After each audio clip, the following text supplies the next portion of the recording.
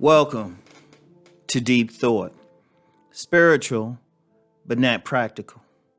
Now, I wanted to talk about that because one of the things, and look, even though I don't share my particular path, I've always grown up in a religious slash spiritual environment. And I say that because religion, in my view, is more the doctrine and spiritual is more the state of being.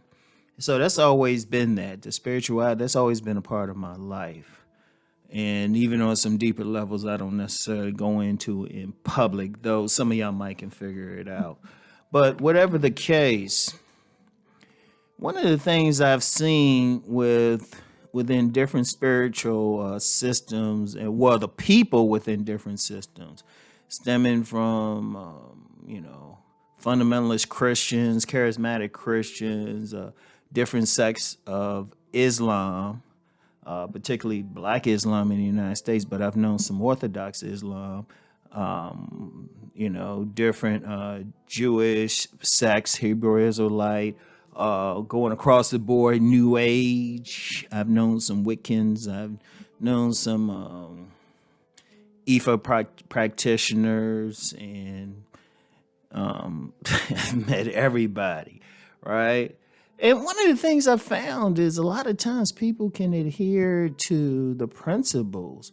Well, not even adhere. Let me not say adhere. And y'all know why I say not use the word adhere. I'll say they can espouse the principles of it. They can pray 5 times a day, or, go to the corner church and say Jesus, Jesus, Jesus, Jesus all day. They can do numerous rituals and stuff in maybe the New Age community or Wiccan community, or, talk about every deity within the Mater Neter or any of the Kemetic systems. And, we're not even going to get into more of the Eastern systems, particularly Hinduism, right? And trust me, I've seen everybody. And they can tell you everything about them.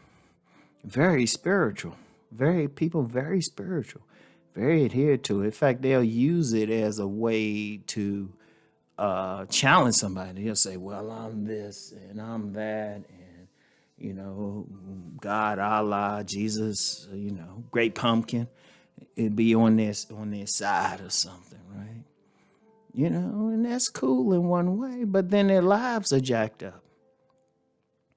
Let me say that again. Their lives are jacked up.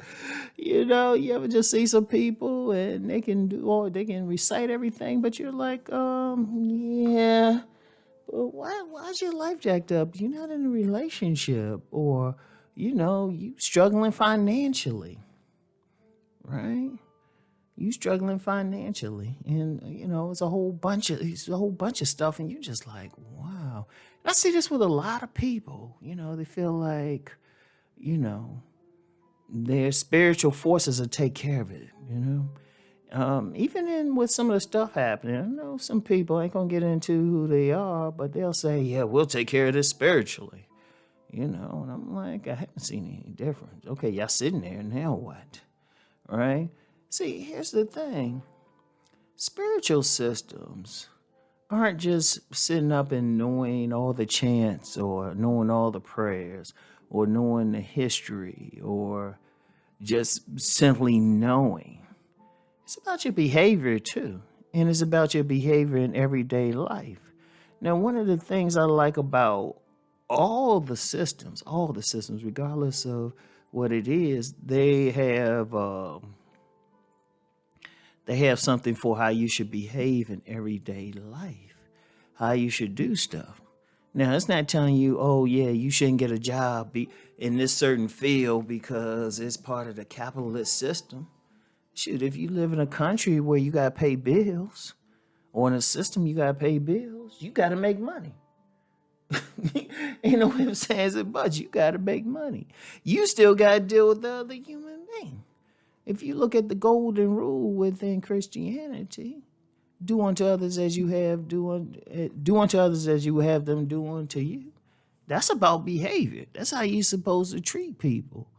You know, it ain't about you just supposed to pray and praise and everything, and you go to heaven or the Asumandu, as they would say. I don't know if I pronounced that right, but that's more in the African system or wherever. You know, it ain't all about that. It's about how you living every day. There's some rules depending on the system. Some are like, well, you can't eat this food or something. Okay. And people might be practical in that way, but a lot of times they might say they are, but I've met some Muslims, you ain't looking or something. They throwing down on that pork chop,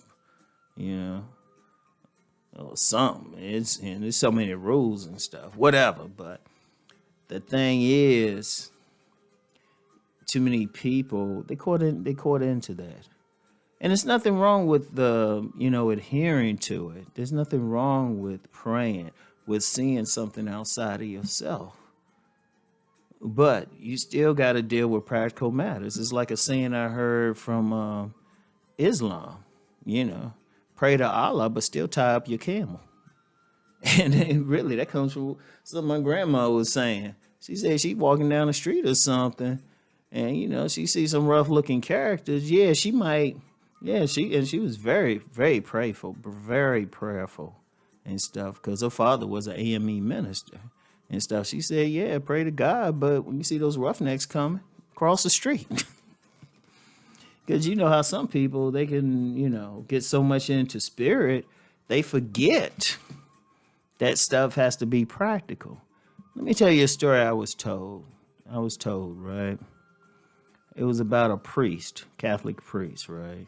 And I think I got this story when I was attending a Jesuit school, St. Joseph's in Philadelphia. I think I got it from one of the priests.